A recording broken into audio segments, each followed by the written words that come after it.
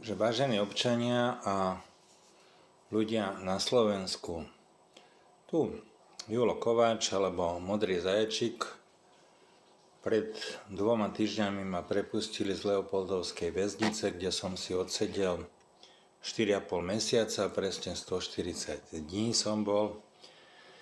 A som človek a dúfam, že sa smie na Slovensku pochybovať. A myslím si, že pokiaľ nepropagujem fašizmus, komunizmus, v prípade nejaké radikálne hnutie proti LGBTI, proti Rómom a iným menšinám, alebo nepotieram detské práva žien LGBTI, tak mi nemá kto čo zakazovať. Ak mi to niekto bude zakazovať, je to zásah do mojich ľudských práv. Takže o čom pochybujem? Pochybujem o tom, že atentát na Roberta Fica sa stal, alebo sa stal tak, ako je popisovaný. A poviem vám svoje pochybnosti a myslím si, že skôr tieto pochybnosti a článok atentát sa stal, že tie ma priviedli do väznice a zrejme kvôli tomuto ma aj zavreli. Samozrejme ešte tam bol ten výrok. Zavreli ma na 4,5 mesiaca a možno ma chceli umlčať, pretože určite som bol najlepší bloger SME a bol som zavretý za jednu satiricko-ironickú vetu, ako je vo Švejkovi, alebo podobné vety povedal, dajme tomu, Lasica a Satinsky. A za toto som bol uzatvorený medzi zločincami, medzi 4 steny, oddelený železnými dverami, železnými mrežami a múrmi. To znamená, že zrejme je tu zjavná snaha vyrobiť zo mňa zločinca. A to aj napriek tomu, že som nikdy nebol trestaný, nikdy som nebol násilný, nikdy som na verejnosti nikomu nenadával a mám čistý register trestov. Je fakt, že som občiansky aktivista a svoje názory som prejavoval, dajme tomu, na protestoch, plagátmi alebo mojimi článkami. Takže myslím si, že toto, čo sa deje, je zjavná snaha zastrašiť ma. Takže povieme si moje pochybnosti, ktoré ma vedú k tomu, že si myslím, že atentát sa nestal. Ak sa ten atentát stal a stal sa tak, ako ho popisujú, tak potom budem prvý, ktorý sa Robertovi Ficovi ospravedlní, ale ja si myslím, že sa nestal. Takže pochybnosti. Na námestí v Handlovej bolo okolo 100 ľudí. Myslím si, že veľké množstvo z týchto ľudí malo zapnutý mobil a napriek tomu sme videli len jeden záber, tuším z prievidskej televízie. A potom je tu ďalšia vec. Bol tam nejaký dom kultúrny alebo neviem, čo to bolo v Handlovej. Určite na stĺpoch boli priemyselné kamery. Dnes majú priemyselné kamery takú rozlišovacú schopnosť, že rozlíšia číslo na aute bez akýchkoľvek problémov. Znamená, kde sú záznamy z týchto priemyselných kamier? Na mieste činu nebola nájdená jedna jediná kvapka krvi. Fica odnášali v podrepe napriek tomu, že tam mal nejaký priestrel brucha. Podľa všetkého sa popisuje, že bolo tam vypálených 5 rán, z toho 4 rany, že Robert Fico bol s 4 ranami strelený. Takže mňa by veľmi zaujímalo, kde skončili tie rany, pretože mladý Kaliňák hovoril, že mal 5 priestrelov tenkého čreva. Na celý atentát je vydané embargo. To znamená, tesne po atentáte unikla lekárska správa, ktorá nikým nebola spochybnená a tam sa píše, že dostal nejakú ranu alebo rany do brucha, to už neviem. potom, že dostal ranu do ruky a dostal do pravej nohy. Podľa všetkého do ruky ani do pravej nohy nedostal tú ranu. Nikto túto lekárskú správu absolútne nespochybnil. Ďalšia vec je, že kým Roberta Fica preniesli do Banskej Bystrice na operačný stôl, uplynula 1,5 hodiny. A pritom väčšina verejnosti vie, že má 2 alebo 3 bypassy, ktoré nemal až v takej dávnej dobe. Čiže podľa všetkého by za takúto dobu pri tých devastačných zraneniach, ktoré údajne mal, by podľa mňa vykrvácal. To znamená, že ja chcem povedať jednu vec. Ja som bol operovaný v 37 rokoch na slepé črevo a následkom toho slepého čreva mi puklo do brušnej dutiny, museli mi to vyčistiť, bol som tam 2 mesiace a trčal mi kateter, mal som 37 rokov a tiež som bol veľmi dobre vyšportovaný. A napriek tomu mi trvalo nejaké 2 mesiace, kým ma pustili domov. Dá sa to overiť, je to v lekárskych správach. Následkom tohto zranenia sa mi potom asi o mesiac zamotali prvý raz čreva, o rok a pol druhý raz čreva, o rok a pol tretí raz čreva. Čiže mal som následky ešte 3-4 roky po tej operácii v 37 rokoch. Takže keď Robert Fico mal jednonásobný alebo dvojnásobný priestrel brucha a 5 priestrelov tenkého čreva, ja jednoducho neverím, že on sa na 15. deň postaví a ide do domáceho ošetrenia. To mi jednoducho nesedí. Teraz sa vrátim k tomu pobytu v Rooseveltovej nemocnici. Dodnes nikto nevie, kto operoval Roberta Fica. Vie sa jedine, že ho ošetroval nejaký doktor Vasky, príjmala ho nejaká pani Kušíková. Toto nie sú chirurgovia, to sú anesteziológovia. Čiže títo ľudia ho zrejme neoperovali. Takže ja by som veľmi rád vedel chirurgov, ktorí ho operovali. Ja nepotrebujem správy pána Kaliňáka, Eštoka, ani pani Lapuníkovej. Pani Lapuníková dokonca tvrdila v televíznej relácii Braňa Dobšinského karty na stôl, že Robert Fico bol veľmi, by som povedal, poslušný pacient a dokonca zmotával obväzy. Ja si myslím, že v stave, keď je človek po takomto ťažkom devastačnom zranení a pán Kaliňák hovoril, že prvá operácia trvala 6 hodín, potom následne na to nejaké 2 dní, druhá operácia trvala nejaké 2 hodiny, kde mu to čistili. Ja si myslím, že po 60 rokoch, že Robert Fico, ak má takú kondíciu, tak skutočne mu gratulujem. Potom má kondíciu železného muža ešte po 60-ke. On sa rád predvádza v hoteloch a pred médiami, tuším v Plus 7 bol článok, ako cvičí teraz. To znamená, že v podstate neuplynul ani rok po tom atentáte a Robert Fico je v plnej fyzickej kondícii a teší sa. Myslím si, že zdraviu, nevyzerá choro a všade vykladá o tom atentáte, že sa stal. Druhá vec, písal som do Rooseveltovej nemocnice. V Rooseveltovej nemocnici mi napísala pani Lapuníková, že nemôže dať operačnú ani pooperačnú správu, pretože je tam ochrana ľudských údajov a je tam embargo. A ďalej, môj vyšetrovateľ písal na generálnu prokuratúru, tam je ďalej tiež embargo.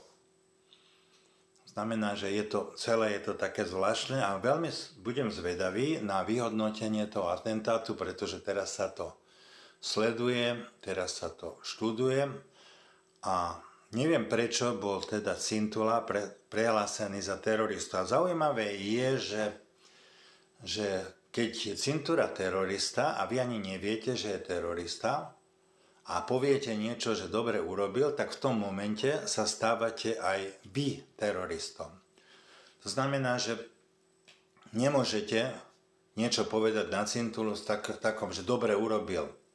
V tom momente sa stávate teroristom, lebo schvaľujete jeho teroristický čin. A prípada mi to pritiahnuté za vlasy, určite to nie je terorizmus, skôr to môže byť schvaľovanie nejakého zločinu, ale aj tu som na pochybách. Ja si skôr myslím, že je to nejaký priestupok. Takže a kto tu podnecuje násilie, tak predovšetkým sú to ľudia, ktorí vykrikujú fašistické heslá, reža rúbaj do krve, kláňajú sa pri Husákovom hrobe, celebrujú ďalšiu hnusnú ideológiu, a to komunistickú. Potom vykrikujú, že oni vedia, kto zabil Kuciaka, ale nepovedia, už 2,5 roka nepovedali, skoro 3 roky. Sú to ľudia, ktorí neváhajú niekoho uškrtiť, udusiť lekvárovým rohlíkom a súdne, to je čuduj sa svete, súdy v tejto veci absolútne nekonajú. A ja som bol zavretý úplne nekompromisne.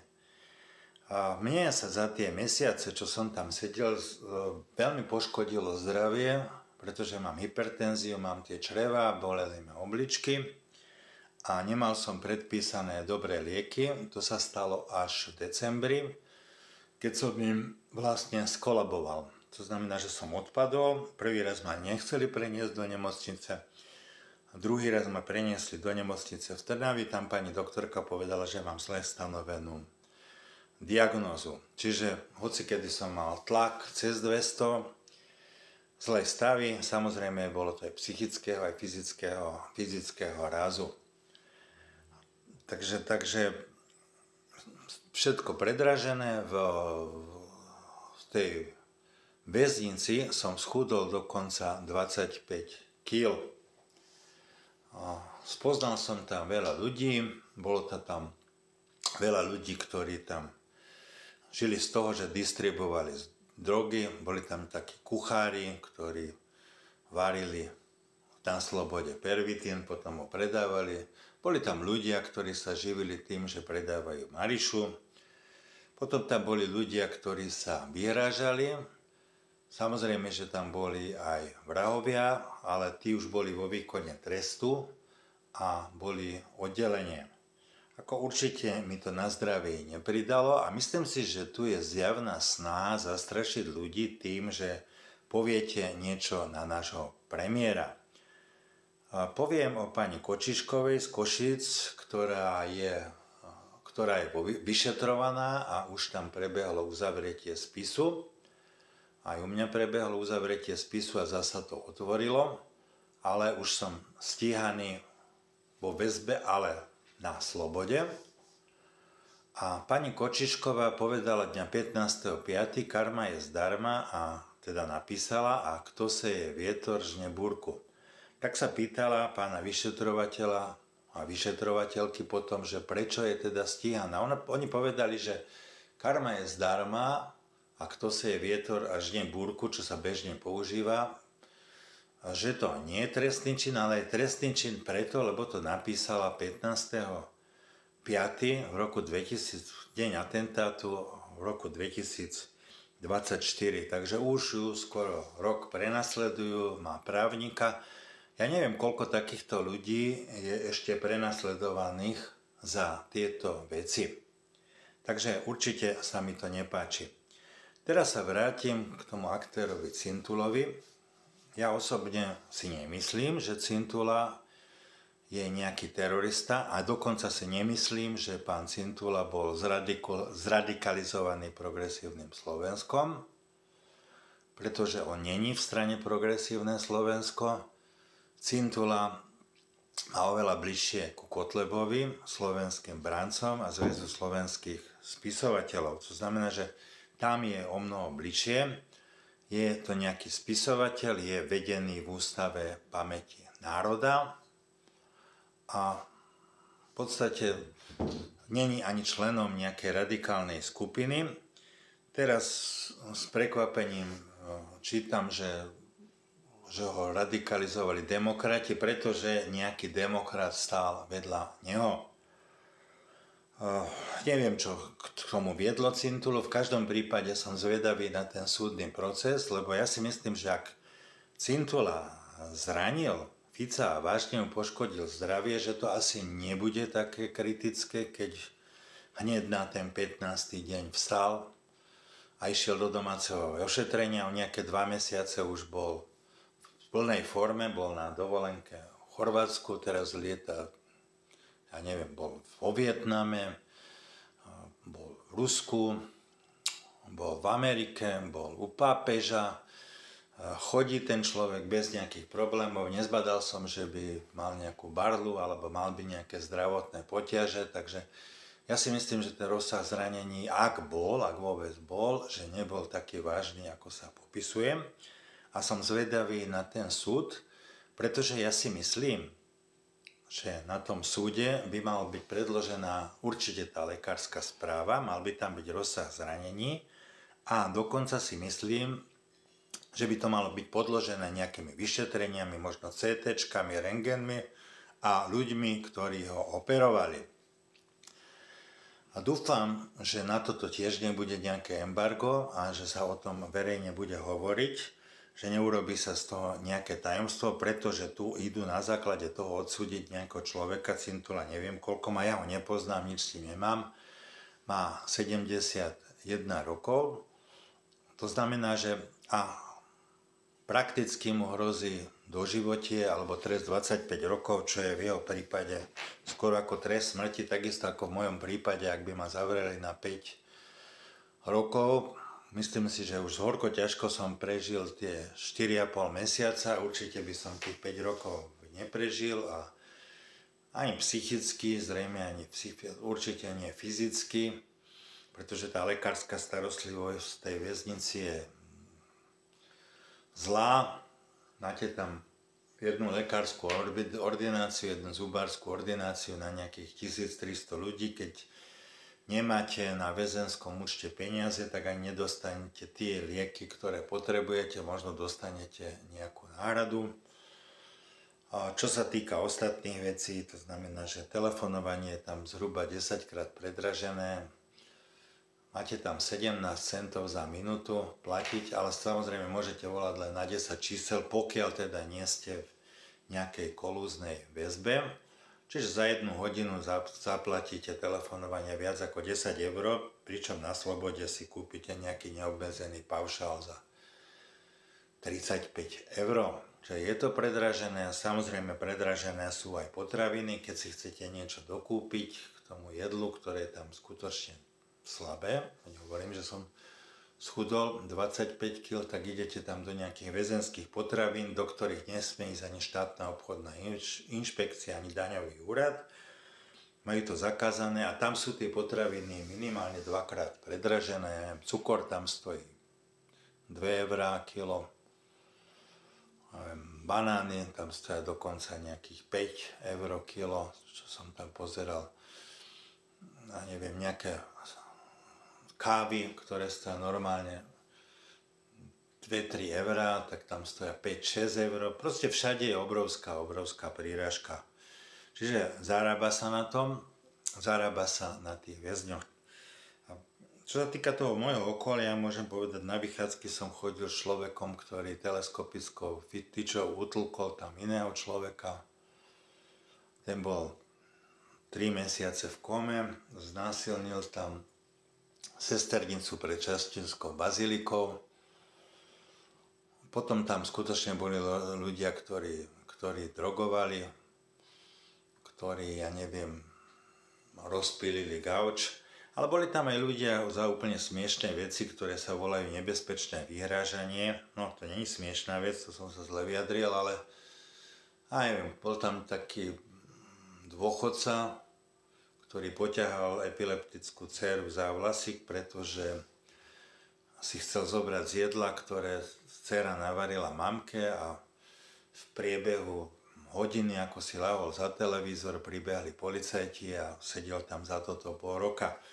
A toto je možno, že ešte na nejakú inú debatu.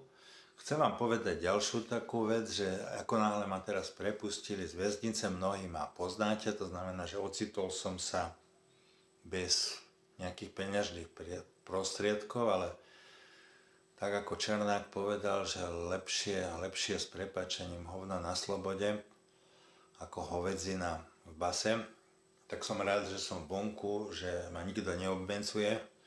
Áno, mám probačného úradníka, že mám sa hlásiť. Psychologický posudok bol na mňa a psychiatrický bol dobrý. Žiadny z tých ľudí, ktorých vyšetrovali, nepotvrdil, že by som bol nejaký násilník, opilec, feťák, hrubák a tak ďalej.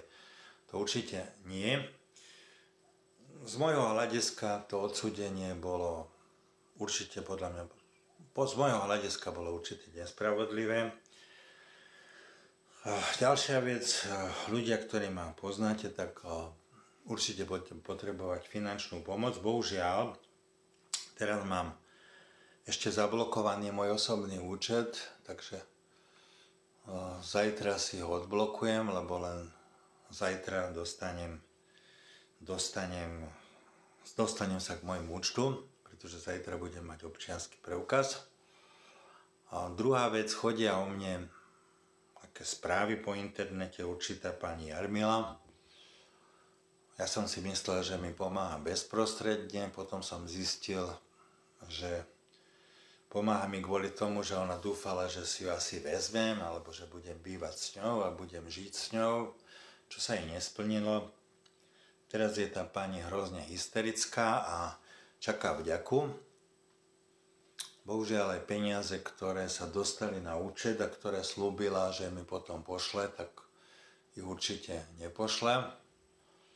A objavila sa aj nejaká skupina ľudí, ktorá začala voči mne šíriť dezinformácie. Tak chcem odkázať týmto ľuďom, že s kým ja budem žiť, kde budem bývať a čo budem robiť, je moja záležitosť. A keď si niekto mýli priateľstvo s láskou a myslí si, že citom sa dá rozkázať, no nedá sa.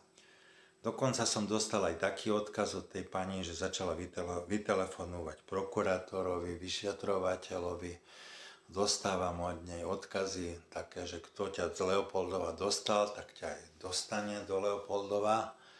A proste jasne tá Jarmila sa chová ako žena, ktorej niekto nejakým strašným spôsobom ublížil. Ja som sa s ňou snažil aj zmieriť, ale to je to isté, ako by ste prilievali oheň do ohňa, začala vykrikovať, že mám bývať u nej a tak ďalej. Nechce sa mi to rozoberať.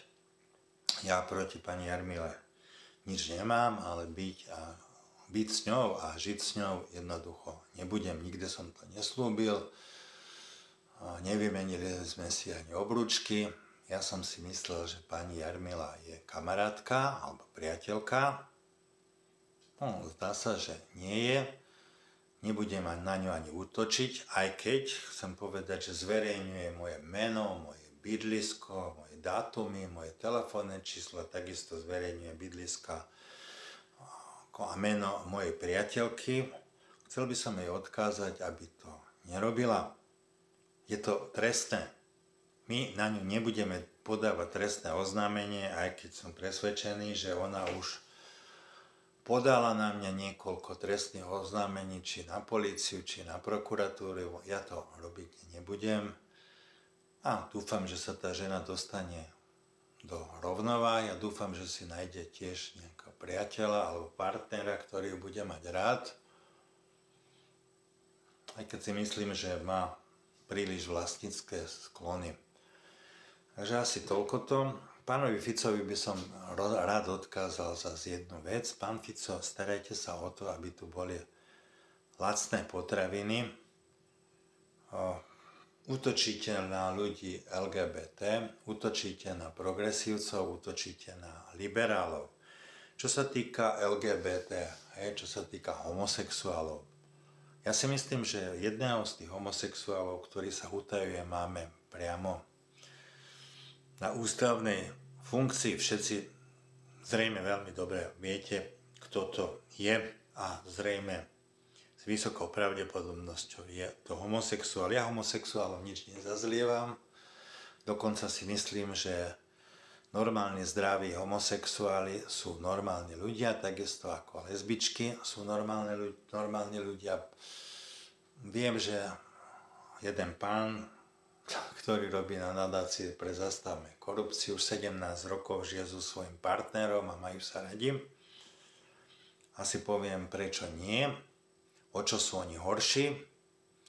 A dokonca si myslím aj ďalšiu vec, že pokiaľ oni dokážu vychovávať nejaké decko a majú trvalý vzťah, môžu ho vychovať lepšie ako niektoré rodiny, ktoré vychovávajú s prepáčením sú buď zo sociálne zlého prostredia, alebo je tu druhý extrém, sú to detičky boháčov, ktoré majú všetko dovolené.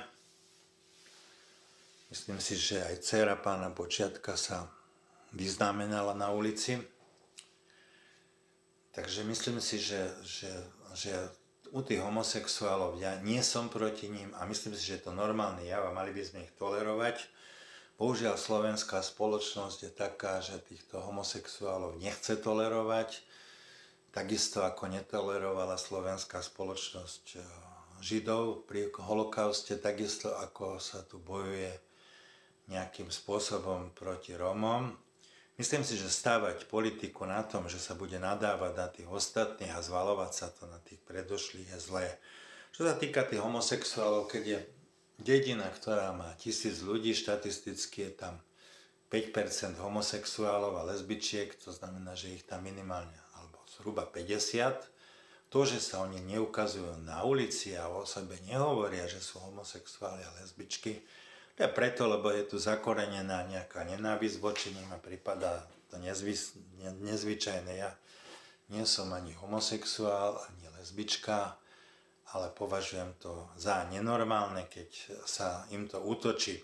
Presne som telefonoval s mojou dcérou a tá mi to pekne povedala: táto, na čo za týchto ľudí bojuješ? Jednak majú 10-minútovú pamäť, nepamätajú si, čo všetko im bolo nasľubované a tých dedinských ľudí skôr zaujíma, že sa dvaja homosexuáli držali v Bratislave za ruku. Čo sa týka všelijakých tých snímkach, ktoré rozširujú hlavne naši, ak by som to povedal, nacionalisti, znamená z republiky, a tie sú skôr niekde z Ameriky a sťahané z celého sveta, aby sa vybudila nejaká nenávisť. Keď sa vybudí nejaká nenávisť voči nejakej inej skupine, sa ľahšie vládne. Samozrejme, že tu potom ešte nenávisť voči Rómom, voči Ukrajincom, voči moslimom a tak ďalej. Miesto toho, aby sa riešili konkrétne veci, koľko budú stať potraviny, či sa zvýšia rodinné prídavky, či pôjdu hore platy a tak ďalej. Takže myslím si, súdruh Fico, že o tieto veci sa starajte. Ja sa cítim Európan, ja nechcem ísť nejaká kolónia do Ruska. Mne to vadí, ja som si zažil 68. rok, nepovažujem to za nič normálneho. Takisto si pamätám ten komunistický režim.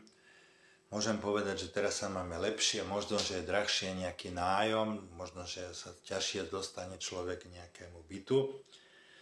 Ale myslím si, že auto tu môže mať už ktokoľvek, na to sme niekedy šetrili, ja neviem, 3-4 roky, všetko bolo pod pultom. V obchode sa čakalo za pultom aj hodinu na nejaké potraviny, neboli banány, citróny a tak ďalej. K tomu by som povedal niečo. Nie, k tomu by som to povedal, k tomuto niečo niekedy, úplne inokedy. Takže toľko som dnes chcel povedať. Určite nemám nejakú nenávisť. Chcem povedať, že tá sudkyňa, volá sa pani Eliška Schneiderová, a to posledné jednanie, ktoré bolo, povedala, že tá väzba, tak ma odsúdili, alebo ten súd ma tak odsúdil, že tá väzba, že ma prepustili z tej väzby a ja som to nedúfal a myslím si, že je to dobré, že tu existuje aspoň nejaká elementárna spravodlivosť a že tí ľudia z toho špecializovaného trestného súdu mali tú odvahu ma prepustiť. Ja som nikdy pred niekým neutekal ani do zahraničia, nikdy som nebol násilný, znova opakujem sa ako verklik. Takže ľudia, ešte by som vás chcel poprosiť o jednu vec. Rozmohol sa nám tu taký malý nešvar. Ja odkedy som sa dostal z väzby domov, alebo už aj vo väzbe, tak používajú sa tu vulgarizmy. To znamená, že pohlavné orgány, každý tu používa, tak miesto, keď už aj použijem v krajnom prípade ten pohlavný orgán, viac menej znova zo satíry ho použijem, tak poviem mužský K a 4 hviezdičky, ženská K a 4 hviezdičky a nebudem nadávať, nenadávajte ľudia. Nikoho netreba nadávať, na nikoho netreba byť násilný. Ja si myslím, že skôr je devíza slušnosť. Ďalšia vec, ktorú by som chcel povedať, preto nahrávam aj toto video. K našim médiám je to zlé. Bohužiaľ, myslím si, že niektoré médiá majú o mne zákaz aj písať, alebo menovite ma nejakým spôsobom menovať. Čo sa týka opozičných politických strán, ja som čakal minimálne od Hnutia Slovensko, že sa ma zastanú. Nestalo sa tak. Dokonca som dostal taký odkaz, že sa ma nemohli zastať, pretože Robert Fico by im zrušil politickú stranu. No, ja si myslím, že nemali by sme toto kopírovať. A keď sa dejú zlé veci, treba ich pomenovať. Je to taká elementárna slušnosť. A ja som si už po tej väznici aj povedal, že mňa nikto nedonúti klamať. Nemyslím si, že by som bol násilník, som normálny človek. Čo sa týka zvieratiek, mal som 7 čiernych mačiek, mám len 4, posielal som na ne peniaze aj z väznice. Mám 4 deti, našťastie sú v Čechách, mám 5 vnúkov. Čo sa týka slovenským súdom a polícii, chcel by som odkázať, aby tí ľudia súdili na základe faktov, nie na základe domnienok. Ja môžem povedať, že karma je zdarma a je to myslené na Roberta Fica, pretože to bolo 15.5. To nie je v poriadku. To sú podľa mňa krivé obvinenia a mali by byť súdení tí ľudia, ktorí si tieto veci vymýšľajú. Myslím si, že dnes som povedal viac ako dosť, budem hovoriť, mám to povolené a potrebujem ľudia s vami komunikovať. Samozrejme, že budem potrebovať aj pomoc. Zajtra sa prihlásim znova. Prajem pekný deň.